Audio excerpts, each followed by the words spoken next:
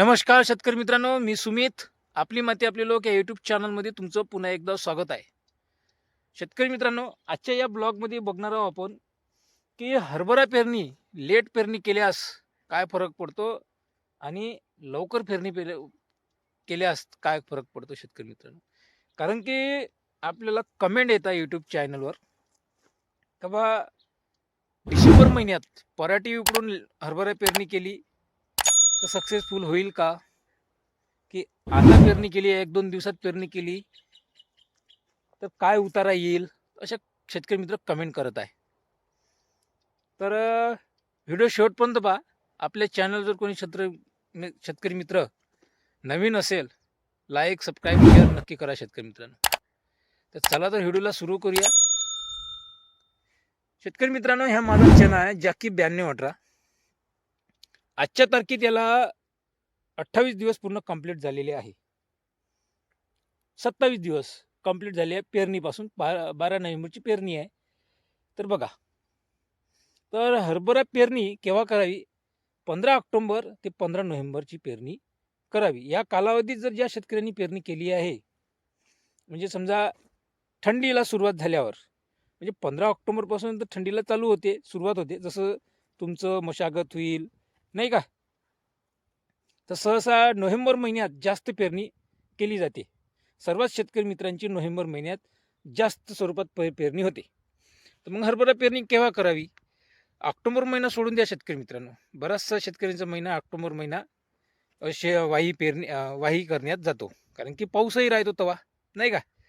जर समजा ऑक्टोबर महिन्यात शेवटच्या हप्त्यात थंडी पडली तर तुम्ही पेरणी करू शकता शेतकरी मित्रांनो. जेव्हा थंडीला सुरुवात झाली का हरभरा पेरणी सुरू करावी. पण बेस्ट कालावधी आहे 15 ऑक्टोबर ते 15 नोव्हेंबर. तुम्ही 15 नोव्हेंबरच्या समोरही पेरणी केली तर उत्पादन चांगलं होते. समजा आता जर पेरणी केली, आजची तारीख आहे शेतकरी मित्रांनो 7 डिसेंबर, तर तुमची जमीन भारी असेल तर करू शकता तुम्ही पेरणी, पण उत्पादनात नक्की घट येईल. कारण की कसं आहे, हरभरा पिकाला जर समोरचं वातावरण जर ढगाळ वातावरण राहिलं, अवकाळी पाऊस आला फुल अवस्थेत, नंतर थंडी नाही पडली, तिकडं फरवरी मार्चमध्ये जर थंडी नाही पडली घाटे भरण अवस्थेत, तर उत्पादनात नक्की घट होते शेतकरी मित्रांनो. आणि हे हरभरा पीक कसं आहे, याच्यात मर रोग खूप येते, जास्त येते. तुमच्या जमिनीमध्ये जर बुरशीजन्य रोगाचा प्रादुर्भाव झालेला असेल तर शेवट मर रोग येते. आणि जर तुमची 15 ऑक्टोबर ते 15 नोव्हेंबर या कालावधीमध्ये जर पेरणी असेल तर मर रोग फार कमी येते शेतकरी मित्रांनो, जर थंडीचं वातावरण असेल तर. हां, मी म्हणून राहिलो म्हणून मर रोग कमी येते असा भाग नाही आहे. जर तुमची जमीन जर बुरशीजन्य रोगाचा तुमच्या जमिनीत जर बुरशी असेल तर तिथंही मर रोग येते. जसा माझा हरभरा आहे बघा, यावर्षी मर रोग आलेली आहे. कारण की यावर्षी खूप पाऊस झाला. या जॅकी 9218चा प्लॉट आहे बघा, मी 2 फवारणी केल्या. आता मर रोग कमी आहे शेतकरी मित्रांनो. आता काही झाडं मरतानी काही दिसून नाही राहिले. कारण काही जे नवीन झाडं आहे त्याच्यावर काही बुरशी आहे नाही. जे जुनेच झाडं होते ते जाणार आता. म्हणून सांगतो शेतकरी मित्रांनो, जिथली तुमची लेट पेरणी होणार हरभरा पेरणी, तिथलाच तुमचा उत्पादनात घट येईल. कारण की हरभरा पीक हे वातावरणानुसार आहे. नियोजन करणार आपण, त्याला वेळेवर पाणी देणार, खत देणार, फवारणी करणार, पण वातावरण थंडीचं राहिलं पाहिजे. जसं आता ढगाळ वातावरण आहे. समजा आता तुम्ही डिसेंबर महिन्यात पेरणी केली, जर थंडी पडली, पाणी देणार तुम्ही, पेरून पाणी देणार. जर थंडी पडली चांगली कडाक्याची तर उगवण कमी होणार शेतकरी मित्र. थंडीतनी उगवण बरोबर होत नाही. साधारण थंडी पाहिजे. जेव्हा थंडीला सुरुवात होते तेव्हा पेरणी करावी, उगवण होते. कारण की थोडीशी गरमाहट पाहिजे, उष्णता पाहिजे, वापसा यायला पाहिजे. आपण पेरणी करून देऊ डिसेंबर महिन्यात आणि चांगली थंडी राहील, वापसाच नाही येणार, ऊनच नाही तपणार, असं ढगाळ वातावरण राहणार. बघा वातावरण बघा कसं आहे, ऊन कमी आहे, थंडावा जास्त आहे. अशा ह्याच्यात आपल्या हरभऱ्याची वाढ होते. पण जो काही पेरलेला हरभरा आहे त्याची उगवण बरोबर नाही होत. त्याला काय पाहिजे, सूर्यप्रकाशाची आवश्यकता असते. जमीन तापली पाहिजे आणि संध्याकाळी थंडी पाहिजे. दिवसा जमीन तापणे, संध्याकाळी थंडी, अशा वातावरणात उगवण शक्ती चांगली होती. नुसती थंडीच राहिली ज्या शेतकऱ्यांनी आता हरभरा पेरणी ठरवलेलं आहे डिसेंबर महिन्यात, आता डिसेंबर जानेवारी महिना खूप थंडीचा असतो आणि 15 जानेवारीपासून तिकडं दिवस मोठा होतो, वातावरणात बदल होते, टेम्परेचरमध्ये थोडी थोडी वाढ होते आणि तुमचा हरभरा आता जर पेरणी केली, नंतर जर फुल अवस्थेत थंडी नाही पडली तर मग शेंड्यावरचे फुल करपतात, वाढ बरोबर नाही होत, तर अशी समस्या आपल्याला येते आणि नंतर पाणी पण द्यावं लागते तुम्हाला. आता कसं आहे, आता माझा हरभरा बघा 27 दिवसाचा हरभरा आहे. आता डिसेंबर जानेवारी महिन्यापर्यंत बरोबर तो फुलाचा कालावधी येतो, टेम्परेचरमध्ये सापडणार नाही. आणि ज्या शेतकऱ्यांची हरभरा पेरणी लेट आहे त्यांचा हरभरा नक्कीच तापमान वाढते, समोर थंडी पडली तर ठीक, नाही तर नक्की फुल जळते. शेतकरी मित्रांनो, लेट हरभरा पेरणी केल्यास उत्पादनात घट येते. तुम्ही गहू पेरणी करा, गहू जर पेरणी केली, गहूही लेट जर गहू झाला त्यालाही थंडी आवश्यकता आहे. पण गव्हाचं कसं आहे शेतकरी मित्रांनो, आपण गहू दाट पेरणी करून जर थोमही नाही केले तर चांगल्यापैकी उतारा लागतो गव्हाचा. पण चण्याचं तसं नाही आहे.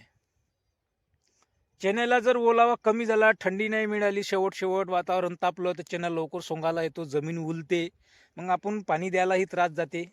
बरेचसे समस्या आहेत त्या शेतकरी मित्रांनो.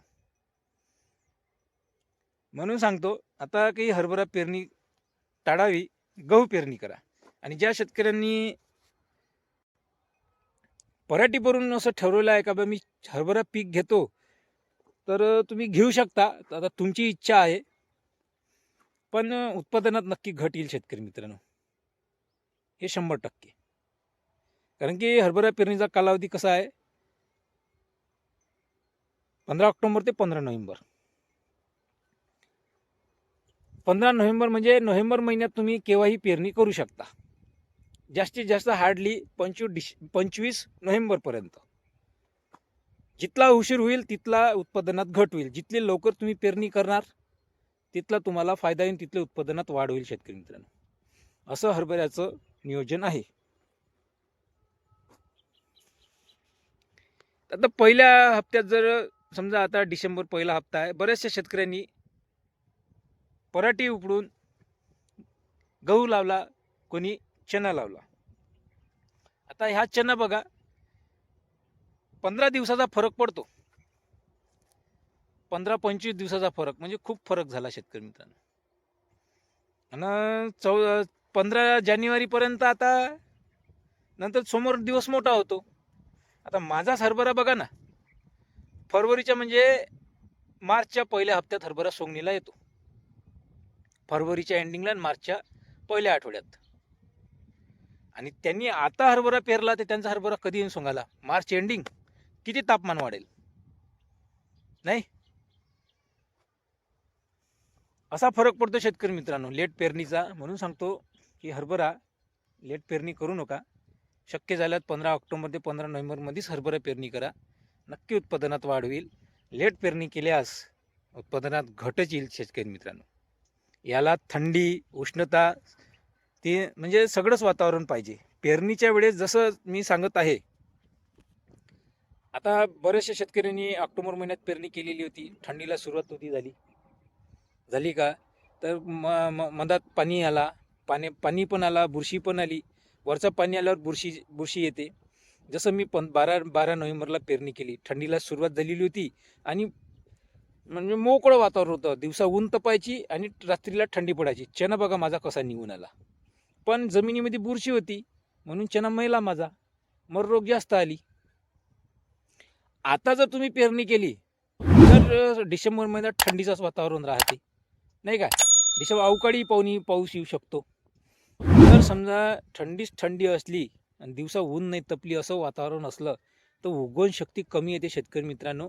हरभरा पेरणी म्हणजे असं सांगू शकत नाही की सक्सेसफुल होईल की नाही होईल, पूर्ण हरभरा निघणार की नाही निघणार. खूप समस्या येतात लेट पेरणीमध्ये. आता बरेचसे शेतकरी मित्र घेतात हरभरा, उतारा पण चांगला राहतो, कारण की समोर वातावरणावर आहे, वातावरण पोषक मिळाल्या जाते नाही का. बरेचसे शेतकरी मित्र कमेंट करतात म्हणून मी आज व्हिडिओ बनवला.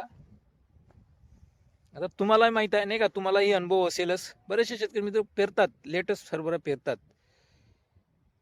हरभराचं उत्पादन 7-8 लेट पेरणीचं.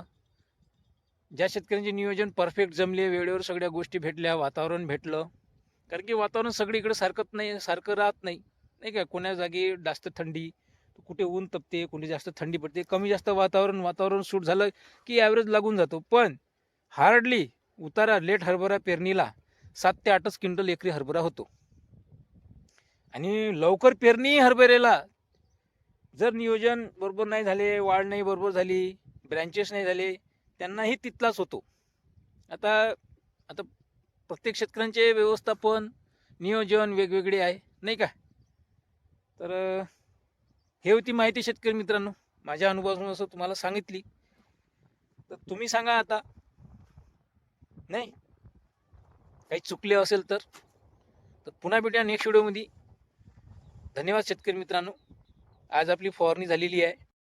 तर उद्या आता गहू, आता उद्यापासून गव्हाला सुरुवात होईल शेतकरी मित्रांनो. गव्हाचं नियोजन, शीप उचलणे, शीप लावणे, युरिया फेकणे. तर आता तर इथे फवारणी झालेली आहे, आता फक्त इथे लक्षच ठेवणे आहे. आता 2-3 दिवसांनी इथे निंदन आहे आपलं. निंदन झाल्यानंतर 2-3 दिवसांनी अजून 4-4 घंट्याची शीप, जेव्हा आपल्याला एकट दुकट फुल दिसायला सुरुवात झाली की आपण पाण्याला सुरुवात करणार आहोत. नंतर पाणी देऊन झालं की लगेच अजून एक फवारणी. तर भेटूया शेतकरी मित्रांनो. आणि शेतकरी मित्रांनो कमेंट केली का शेवटी लास्ट व्हिडिओमध्ये थोडंसं हिंदीमध्ये बोलत जा. तर ठीक है किसान साथियों, मिलते हैं बाद में. कैसा लगा आज की इन्फॉर्मेशन? ठीक है, बाय बाय.